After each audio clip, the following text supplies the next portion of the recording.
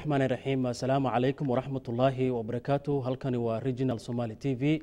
alaba idinkaga yimaada magaalooyinka mataanaha Minneapolis MTN janaalka sigitiinka ayaad ka daawataan barnaamijkeena daawadayaal barnaamijyadeena ayaan guda galaynaa waxa barnaamijkeena aanu ku bedelaynaa maanta isagoo marka barnaamijkeena uu xiiso leeyahay waxa aanu halkan idinkugu haynaa faalla ku saabsan dawladda ku meel gaarka Soomaaliya qaabka Soomaaliya hadda ay ku sugan tahay faalladaasi oo nin marka quraac uu qoray halkan aan idinkaga akhrin doono waxa marka sidoo kale barnaamijkeena kamid ah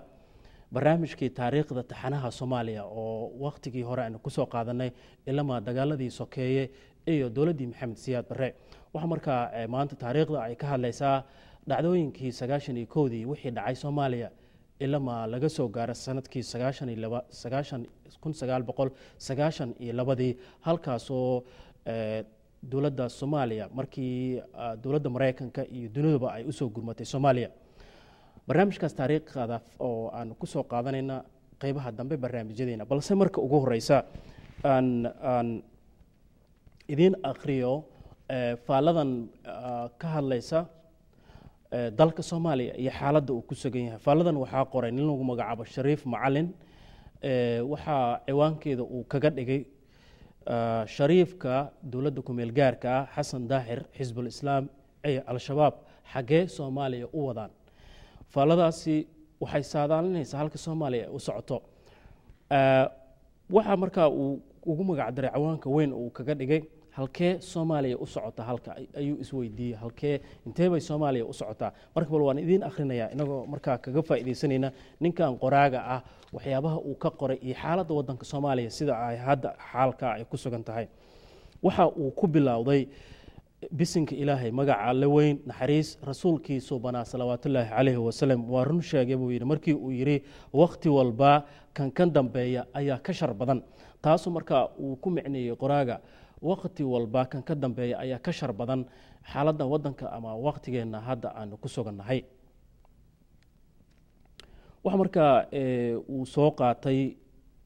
labadii bilood markii la riday Maxamed Siyaad Barre dadkii Soomaaliyeed markii ay u hiloobeen dawlad macaankii iyo dawladdii Soomaaliya sidee ahayd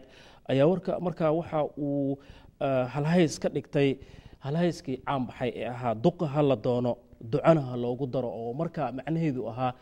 in xaalka Soomaaliya markii Siyaad Barre uu ka dagay xukunkii oo ka baxay wadankii marka gacmaha ay u galeen hogaamiye kooxeedyo oo wadankii fowdo uu noqday ayaa halhayska soo baxay in marka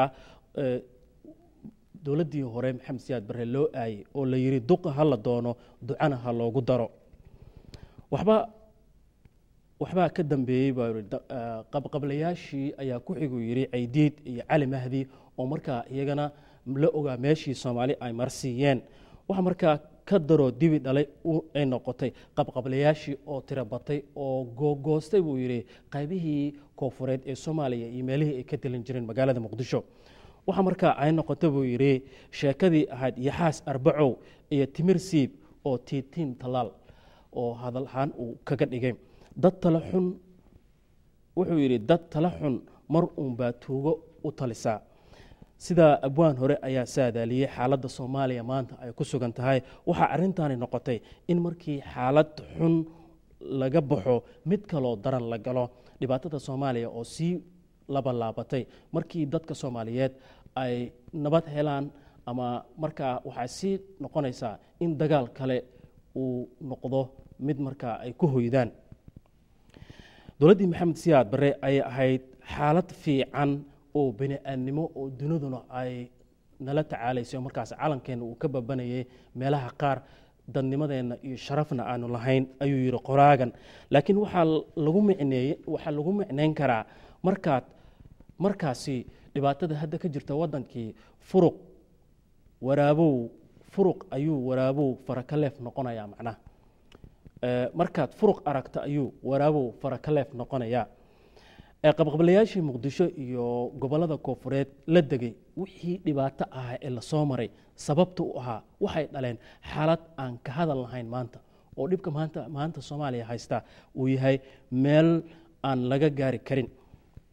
waxa marka faragelintii shisheeyaha ee qabqablayaasha lacagta ay ku qaateen waxay dhaliyeen buu yidhi in qabqablayaashii magacooda la waayo oo dadkii magaalada muqdishona ay ka soo horjeestaan lana saftaan maxaakiimtii islaamiga. isbeddelkii ka dhacay sanadkii 2006 waxa uu ahaa mid markaa taariikhda galaya buu yidhi. maxkamadda islaamiga waxa ay sameeyeen wax mucjiso ah oo markaa ay ku dalbadeen dadkii rayidka ahaa oo ka daalay dagaalada sokeeye ee Soomaaliya iyadoo markaa magaalada Muqdisho ay noqotay hooyadii dagaalo soo noqnoqonay iyo heerar kala duwan ay lahaatay. marka maxaakiimtii islaamiga iyaga markii ay heleen nabadda oo dalkii 6 bilood ay nabad ku soo dhaliyeen ayaa waxa markaa ay noqotay buu yiri goboladii Koonfureed in markii laga reebo gobolka Baay iyo Boqol oo dawladda ay deganeed waxay awood isbadeen inay ka takhalusaan dawladdii tabcaanka ahayd ee baydhabad ku sugnayd xikmad la'aan qorshe la'aan iyo iscajabis dhinaca awoodda ah oo ay weli wehliso buu yiri ninkan qoraaga ah manhajineed oo maxkamadaha kuwa kale ku hoos jira iyo siyaasad fog dheer ayaa ku hoos qarsaneed buu yiri. waxa markaa la ogaa meeshii ay ka baxeen jabkii weynaa ee 24 saacad gudahood ku dhacay maxaakiimta islaamiga farxadkoodii la waayay markii ciidamada Itoobiya ay soo galeen markii jihaadkii wax iska caabinta uu markaa culimadii Soomaaliyeed iyo kuwii ugu caansanaa la waayay marka meeshii ay ka baxeen hogaankii maxaakiimta dhumay taliyaashii iyo dhammaan ay firxadeen dhabarkana jeediyeen soo lama yaabin buu yiri in culimadaasi qaarkood ay dalka ku laabteen kadib markii Itoobiyaanka ay isaga baxeen. marka waxa uu isweydiiyay su'aal ah markii Itoobiyaanka ay ka baxeen ay ku laabteen dadkii culimada ugu weynaa oo hadda dagaal shaki weyn ku jiro macnihiisu ay culimadii Soomaaliyeedna ay ka jeediyeen dagaalka ka jira magaalada Muqdisho uu yahay min fidna ah. maxaakiimta islaamiga ee dadku taageereen meesha oo ay ka baxeen 6 bilood ayayna markaa ay ku noolaadeen nolol wanaagsan mana ay soo noqon karto qaabkaasi. marka waxa ka hoos dhashay buu yiri saddex xaaladood oo Soomaaliya maanta ay ku sugan tahay iyo 3 xisbi.